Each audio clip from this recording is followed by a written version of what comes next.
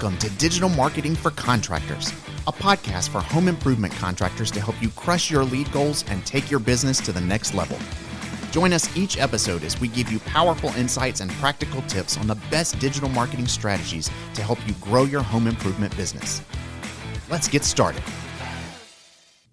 Welcome back to Digital Marketing for Contractors. I'm Caitlyn Noble. And I'm Meredith Medlin, and we work exclusively with home improvement contractors. We're talking windows, roofing, siding, baths, gutters, companies that are doing somewhere between 3 and 30 million in annual revenue. And today's topic is one that doesn't get talked about enough. It's not flashy, it's not new, but it's probably the highest leverage operational change most contractors could make this year. Exciting. I guess you got half of a year left if you're listening to this, but still. Yeah. Noted, and then do it next year. Mm-hmm. Okay, Meredith, let's start here. Why does speed to lead matter more for replacement contractors than, say, for a dentist or a financial advisor? I mean, a few reasons, and they kind of stack on top of each other. The first one is competition. When a homeowner is shopping for a bath remodel or a roof replacement, they're almost never just calling one company. They're going to compare. They're submitting forms on 3 to 4 websites probably, and they're filling out lead forms on Angie and Modernize and all those other lead aggregators. So the homeowner experience isn't, I called this contractor and now I'm waiting. It's, I reached out to 4 contractors and I'm going to go with whichever one calls me back first and actually seems competent. That's the part that gets missed. The homeowner isn't waiting on you. They're picking the first competent option that responds. Right. And the second reason is urgency. A lot of replacement projects are being driven by something visibly going wrong at the house. We're talking a leak, a broken window, a tub that doesn't work for an aging parent. There's pressure and the homeowner wants this resolved. And they want it on the books scheduled. They want it done quickly. So The longer you make them wait, the more that they're just sitting on the problem and they're going to get more frustrated. And the third? Lead cost. I mean, replacement contractors are often paying anywhere from $40 to $200 a lead, depending on the channel and the service. PPC leads, lead aggregator leads, even organic leads have a real acquisition cost when you look back into it. If your response time is letting half of those leads die in the inbox, you're not just losing revenue on jobs, you're burning your entire marketing budget on leads that you didn't actually compete for. That's the part that makes contractors angry once they see it. They'll spend $40,000 a month on Google Ads, generate 300 leads, and then the operations side of the business converts a quarter of them because the response process is broken. And then they call us and say, my Google ads aren't working. Yep.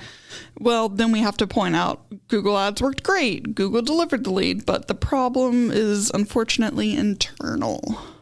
So let's walk through the typical contractor's lead response process.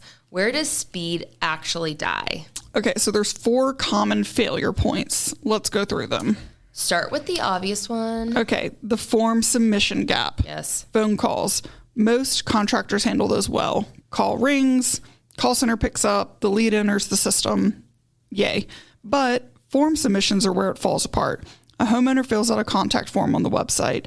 That form goes into an email inbox where sometimes it's the owner's inbox, sometimes it's a generic info at inbox, sometimes it's the call center manager's inbox. It could be anywhere.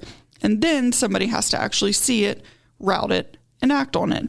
That whole chain, that's where you're losing speed and time just disappears. You've lost me just explaining that. I mean, kind of the same, but yes.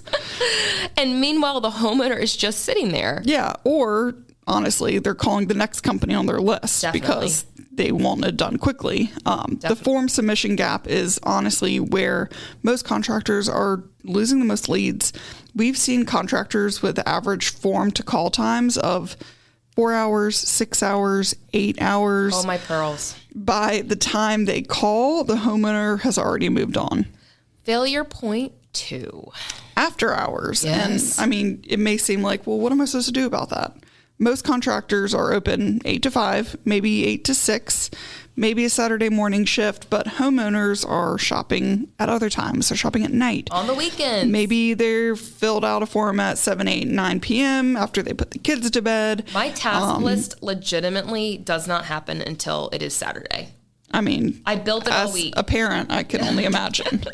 But I build it all week, and then Saturday, Sunday, sit down, knock it out. Yes. So, I mean, when your homeowners, your potential customers are shopping on the weekends, and after your business is closed, if your next response opportunity is 8 a.m. the next day, that's a 15-hour gap. And the contractor who has any kind of after-hours coverage is going to win those leads. Yes.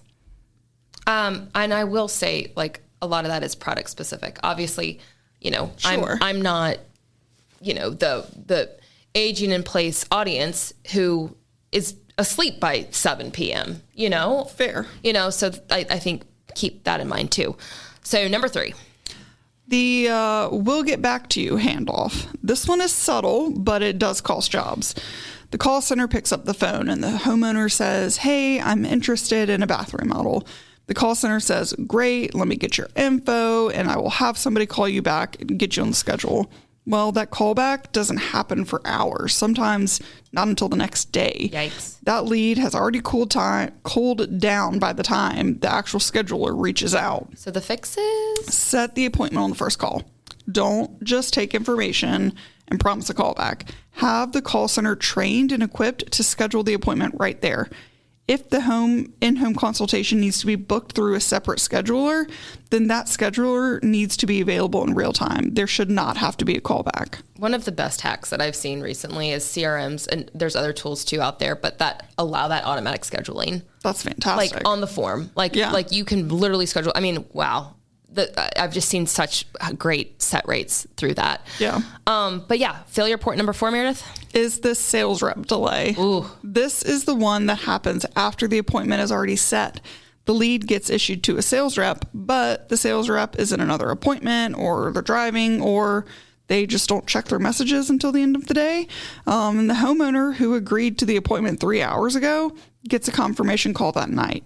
That gap, it's going to create cancellations. The longer between, okay, I agreed to an appointment and this is real and scheduled, the more likely a homeowner is going to back out of it. I'm going to say, like, obviously making a plug for us too. We had generated so many leads for a client through Google that we actually, like, there were no more appointments available, like, for a couple weeks. And we had to scale down our spend because scheduling an appointment out several weeks in advance to replace a roof, people are going to move on and find somebody who's available because they obviously need their roof replaced. Right. So think about that too. Like, if you actually don't have appointments available, think about how you're spending your money. Yeah. So that ties back to your cancel prior to issue metric, which most call centers track, but a lot of contractors don't act on. That's right. So if you're seeing a high cancel prior to issue rate, that's almost always a speed problem. The appointment was set, but it didn't get confirmed or locked in fast enough. So the homeowner had time to second guess. Speed to confirm matters more than just speed to call. All right. Let's give our people a framework. You've walked and talked We walked and talked, baby. about 3 gates in the funnel where speed determines outcome. Now let's walk through it. Okay, fair enough. Okay, gate 1 is inquiry to contact. That is the classic 5-minute rule. From the moment a homeowner reaches out, whether it be phone call, form, lead aggregator, handoff, how long until somebody from your company is talking to them matters. The target should be under 5 minutes during business hours and under 30 minutes after hours. Gate 2 is the contact to appointment set. From the moment of first contact, how long until you've got an in-home consultation booked on the calendar? The target, same call. The homeowner shouldn't have to be waiting after a hang up and not have a date or a time thinking you're going to get a call back. If your call center is taking the information, they should be scheduling. If that's not happening, that's broken. Gate number 3. The appointment set to issued. So from scheduling to the lead being assigned to a specific sales rep with a confirmed time. The target here should be within 24 hours, ideally the same day for appointments more than 48 hours out. The homeowner needs to feel like the appointment is real, it's locked in, and that a specific person is coming to see them. The longer it takes to confirm an issue, the higher your cancel rate gets. And the way to use this framework is... Go ahead and measure each of those gates we just talked about. Pull the data from your CRM. Most CRMs track timestamps for each stage of the funnel. So look at the average time on each gate, each point in this process over the last 90 days. Where's your biggest gap? That is where you should start. Most contractors have not pulled that data. No, they haven't. And when they do, they're often surprised. We had a client recently, they were sure they knew where their problem was and they thought it's lead quality. That's the issue. Yeah. Well, we pulled the numbers and their average inquiry to contact time was 6 hours. Oof. Lead quality was not the issue. They were just calling the leads back way too late to be able to actually convert them. We fixed that gate and the conversion rates jumped almost immediately, and suddenly the lead quality problem disappeared. Let's go through each gate with specifics. Gate 1, inquiry to contact. What does 5-minute compliance actually look like operationally? A few things have to be true for this. 1, every form submission triggers an instant alert, text or push notification, not just an email, to whoever is on intake duty. An email is going to be too slow. People don't refresh their email constantly. I mean, unless you're people like us who are constantly on their email. A text or a CRM push notification is what's going to hit in real time. 2, the call center has clear ownership. There's a specific person whose job it is to make the callback happen, not a queue that everybody assumes somebody else is handling. 3, the script is ready to go. The intake person isn't figuring out what to say 3 minutes past. They've got the call lined up and they are dialing. I love it. And I also love that you get to read all these words this time. I'm very good at reading. You're very good at reading. Anybody who's listened to any prior episode, I'm the one who usually does most of it. For no reason. Gate number 2, contact to appointment set. What does same call compliance look like? This is training and tooling. I mean, if you have a problem here, that's where it is. Yep. The call center needs access to the live appointment calendar. Yes. They need to see what's actually open today, tomorrow, and this weekend. And they need to be empowered to book, not just pre-book a pending approval. They need to know what to say when a homeowner hesitates. They need to know, okay, if they say, well, I have an opening tomorrow at 2 or Thursday at 6, which works better? That's a different conversation than, let me have somebody call you back to schedule. That's way too open-ended. Yeah, I definitely agree with you on that one. And gate 3, we're talking now appointment set to issued, same day confirmation. Yeah, this is a CRM and process question, honestly. Mm-hmm. As soon as the appointment is set, the system needs to assign a sales rep, round robin by territory, however you specifically do it. And that rep needs to know that they have an appointment within minutes of it being booked. And then a confirmation goes out within the same business day. Mm-hmm. Ideally, it would be within the hour. Text is best for confirmations with the rep's name and phone number. The homeowner should hang up from that initial call, get a confirmation text within the hour, and feel like, all right, the whole thing is real, handled, set, and we're ready to roll. No, it makes me so happy, like, when something like that happens so seamlessly. I mean, even beyond just you guys, like, personal reasons, like, okay, I booked the dog grooming appointment. Okay, I signed my kid up for this gymnastics thing. Right. Like, people love instant gratification. Yes. You've checked something off your list. You don't want a half-checked to-do list item. Yes. And then the reminders are really nice too. Oh my gosh, please. Like, give me 7 reminders like for today, my appointment. I thought my workout was at 12:30 and they're like, hey, actually it's at 1:30. I'm like, okay, that changes. Glad I didn't show up an hour early. A lot, correct. Mm-hmm. Okay, moving on, you guys. We've got to talk about lead aggregators specifically. We had our agency, we don't manage lead aggregators, but I do think it's something to talk about in terms of this compounding speed problem. Yeah. Angie, Home Advisor, Modernized Networks. Speed matters here even more. Right. Because the lead aggregator model is built around shared leads. When a homeowner submits to Angie, that lead doesn't just go to one contractor. It doesn't just go to you. It goes to 3 or 4 all at the same time. So now you're not... you knew this. Yeah. And if you didn't, I'm sorry to be the bearer of bad news. If you don't know that, now you do. You are in direct competition with the other contractors that the homeowner is now going to be reached out to by. You're literally in a speed race with those contractors. And I mean, you're getting it the same second. So, I mean, you can figure out why it's important to reach out quickly. It's honestly like, because I know this, I avoid those sources because I don't want, I'd rather do my own research than have somebody else do it for me. Right. So the contractor who calls first is usually going to win, of course. Almost always. I mean, there's industry research that says something like 78% of customers buy from the company that responds first, which is a wild stat. For lead aggregator leads, I would argue that number is probably higher because the homeowner knows they're being contacted by multiple companies, so they're explicitly choosing the one that reaches out to them first. And contractors complain about lead aggregator quality. They do, and I get it. And, some of the leads are genuinely low quality, but a lot of the low quality complaint is actually a speed problem on their end. If you're paying for a lead from Modernize and you're not calling it back for 2 hours, of course it's going to feel like it's low quality. Then why waste? I mean, by then the lead has already booked an appointment with your competitor who called within 15 minutes, if not sooner. So what's the fix? I mean, you should be treating aggregator leads as a separate high priority intake stream. They go to the front of the line. The instant alert hits, somebody calls within the first few minutes. I mean, some of our clients who really commit to this, we're talking like sub 2 minutes response on aggregator leads. Unbelievable. Turn around and, tell us those leads suddenly look way better than they did before when they've implemented that. And it makes sense.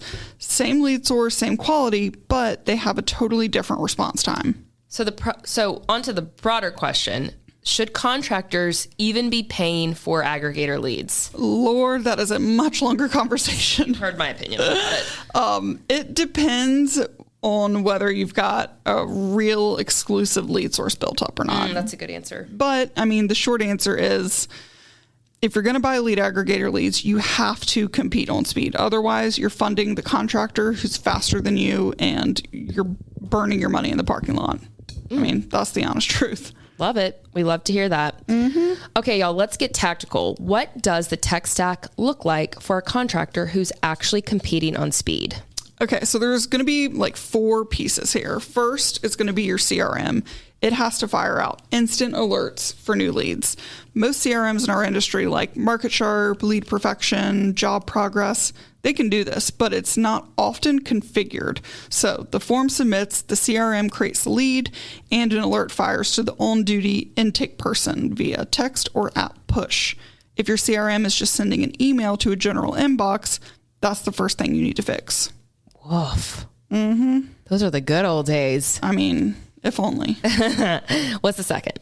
Second thing is going to be an SMS auto response. So Obsessed. a text Obsessed. autoresponder. The moment a lead comes in, an automatic text is going to go to the homeowner saying something like, "Hey, name, thanks for reaching out. We got your message and we're calling you in the next couple of minutes." That auto text is going to do 2 things. A, it's going to tell the homeowner that you're real and responsive. B, it buys you a few minutes of patience while your team gets to the phone to call them. I love that one. Third. All right. Live chat or chatbot on the website. More and more common, especially for after hours. Now, a chatbot doesn't have to be sophisticated. It just has to capture the inquiry, set the expectations, and, ideally, book the appointment if you've got that integration. Even basic chat that captures name, phone, and project type is going to beat a contact form that, to the homeowner, is just going into a black hole overnight. And what's the fourth? Mobile alerts. Your sales rep should have these 100%. When a lead is assigned to a sales rep, that rep needs an instant push notification on their phone, not an email that they'll see at the end of the day. The reps who are the first to the homeowner are the ones who have the information in their pocket immediately. So get those alerts to your sales reps. And what about call recording and review? Well, call recording on the intake side is definitely one of the most underused tools in the industry. Yes. You should be recording every intake call. Spend, like an hour a week listening to the sample that you've recorded. You'll find process gaps you didn't even know existed. You'll hear missed opportunities to set an appointment right there on the first call. You'll catch intake people fumbling with the script and data. It's right there at your fingertips when you record it. So take time, record, listen. I am proud to say that we have some resources here at Fat Cat who do listen to the calls, specifically on the, paid channels that we're managing, because we're obviously managing your budget and we want to hear how those leads are setting and selling. Mm-hmm. So it's good for us to listen to those, but my gosh, you guys should be also listening to those calls. For sure. And if you hear things like, if you hear the call center fumbling the script, that's not a, oh my gosh, it's the call center's fault. That's a, hey, this is a training opportunity, or maybe we can improve the process. Totally. Okay, let's address the pushback. Why do contractors say when we talk about this stuff? Okay. What do contractors say when we talk about this? They say many things, many words. And why? And what do they say? When, where, when, why. Three things, mainly three things, I would say. So first, we don't have the staff to cover this. And I get it. That's a fair concern. The fix isn't always hire more people, though.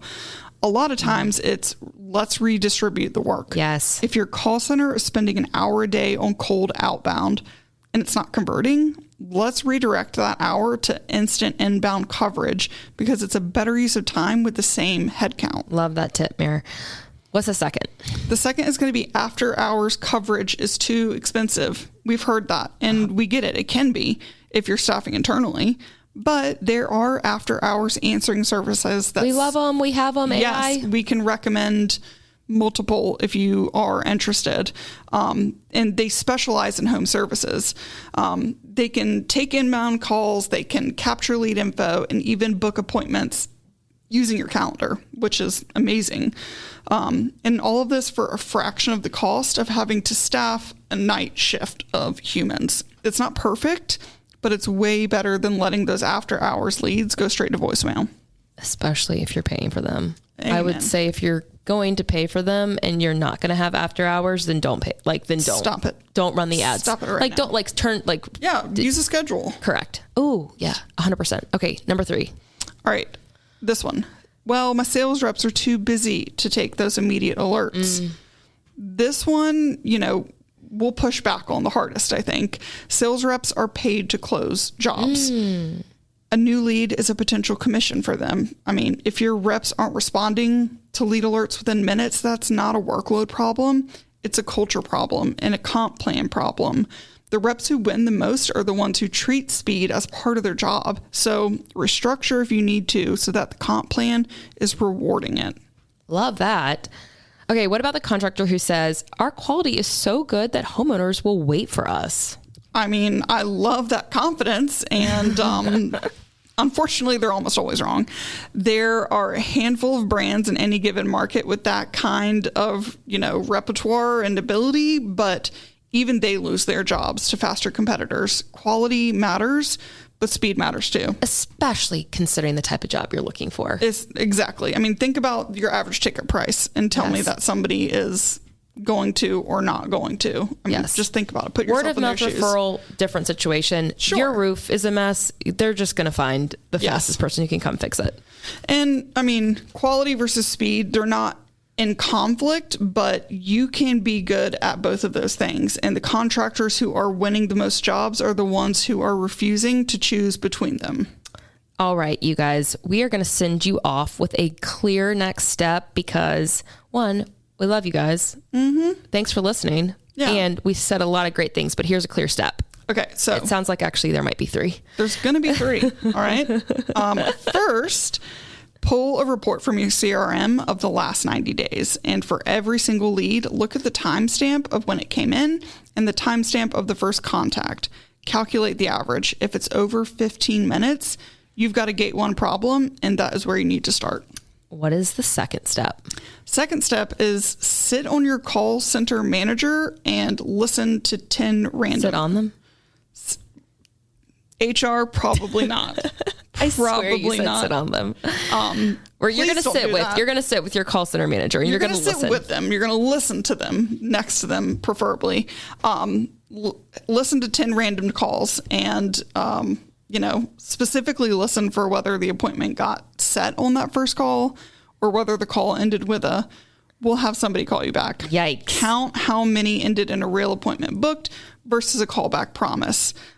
Or if you're already ready to record your calls, you can do that and you won't have to sit in next to, around, whatever, your call center manager. So that is gate number 2. I want to make a quick plug because I think this is really, really, really good information. And if you're obviously listening and driving around, I mean, you're not going to be able to take notes on it. So I'm going to make a plug. Go to our website, fatcatstrategies.com/podcast, and you can get literally the full show notes, the transcription, everything. So yes, you're listening. First of all, thank you. But if you're like, hey, those are really good tips, they're actually written on our website. Okay, Meredith, bring us home. Number 3. Look at your cancel prior to issue rate over the last quarter. If it's above 10%, you've got a gate 3 problem. Appointments are getting set, but the confirmation and rep assignment is just too slow, and the homeowners are bailing before the rep ever gets to the door. So fix the confirmation cadence if that is the case. You take this one. All right. Last thoughts? Yeah, I'll take it. I'll take it. Last thoughts. Just this. Speed to lead is the single most underrated lever in our industry. It costs almost nothing to fix relative to the leverage it creates. And it's one of the few changes you can make where you'll see the results in your booked appointments within 30 days.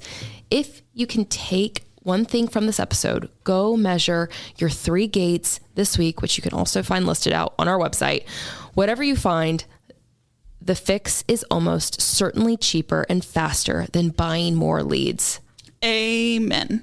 And not to mention, if you want help diagnosing those gaps, building the alert systems, training your call center on the same appointment scheduling, that is what we are here for. Yes, we are. Head to our website, fatcatstrategies.com, and book a strategy call. We will look at your funnel timing and tell you specifically where you're losing jobs. Obsessed. As always, you guys, thank you so much for listening to Digital Marketing for Contractors. We will see you next episode. Bye. Digital Marketing for Contractors is created by Fat Cat Strategies. For more information, visit fatcatstrategies.com.